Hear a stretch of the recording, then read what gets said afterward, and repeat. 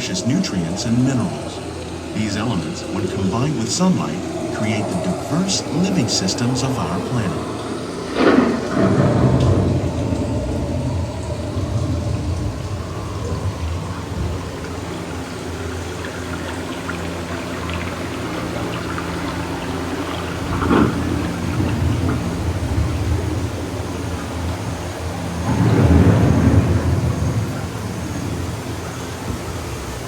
One of those living only a tiny portion of the Earth's surface, but they contain more than half of its plant and animal species. Rainforests are also extremely rich and productive living systems, providing us with oxygen, food, medicines, and other elements essential to our lives.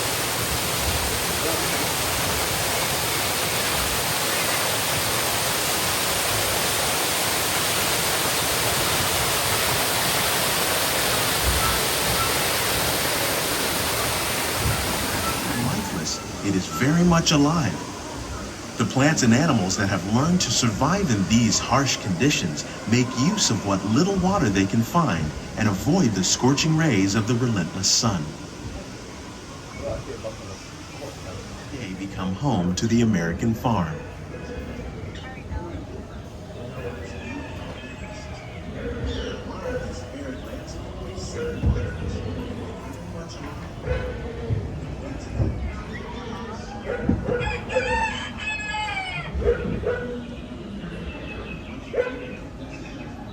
Of all the forces at work on the land, humans have had one of the most profound effects.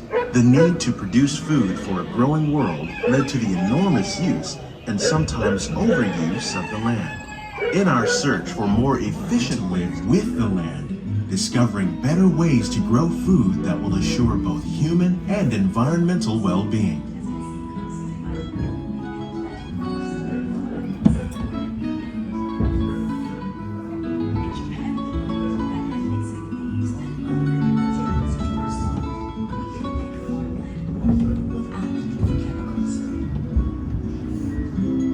Here at EPCOT, we're learning to reduce the need for chemical pesticides by breeding and using natural predators, like ladybugs and wasps, to control pests. In the farmlands across America, we're learning that by plowing under vegetation containing natural fertilizers, we can enrich the soil without the use of chemicals. In arid regions, we're learning to produce food on desert seacoasts by developing and planting crops that thrive on saltwater.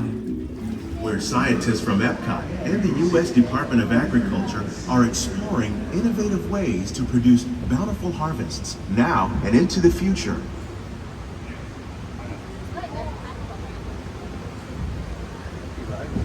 The tropics are home to the greatest diversity of plants on the planet. Many of these, like papaya, bananas, cacao, coffee, and rice, are well known around the world. These are just a few of the edible plants that have been an important source of nutrition for people living in the tropics. Many are rich in vitamins and minerals, while others are well adapted to growing in less than ideal conditions. Some, like the water lily, thrive in wet, swampy areas and waterways. All parts of this plant, even the flower petals, are edible. The starchy root of the plant has long been used to make flour for baking.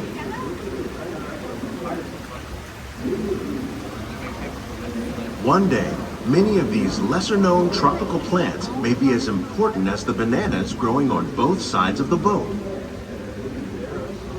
More than 28 million tons of bananas are eaten annually, making it the most popular fruit in the world.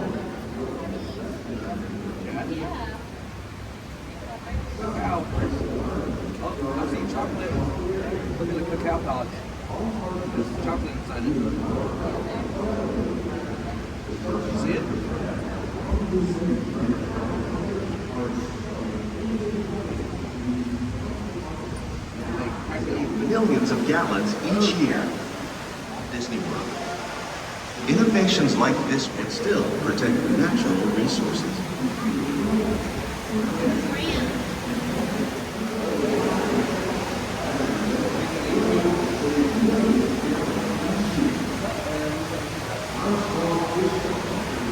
Growing here Wheat, maize, sorghum, and millet, plus rice, account for nearly 2/3 of our global food consumption. Learning how to increase yields of these staples is an important goal of research around the world.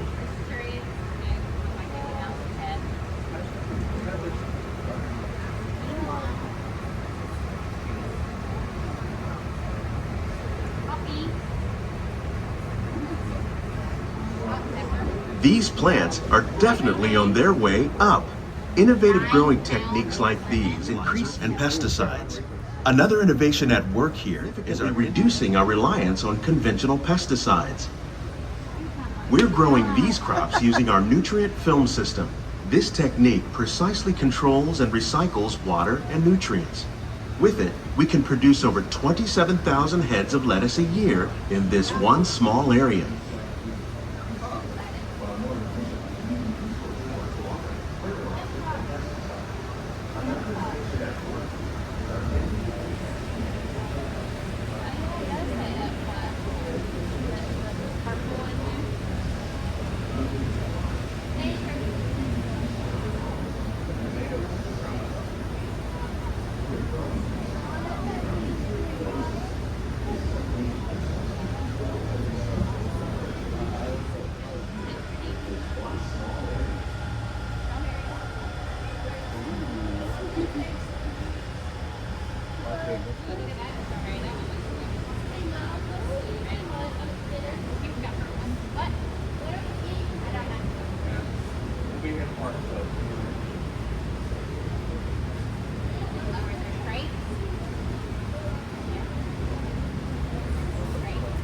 This vertical growing system.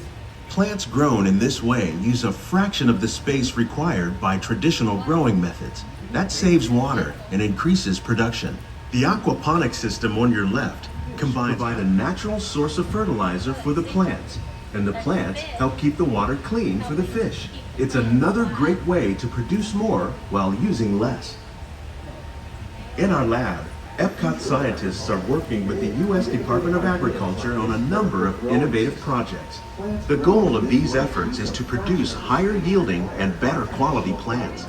Help keep the water clean for the fish. It's another great way to produce more while using less. In our lab, EPCOT scientists are working. Please keep your hands and feet inside the boat and remain seated until the boat comes to a complete stop.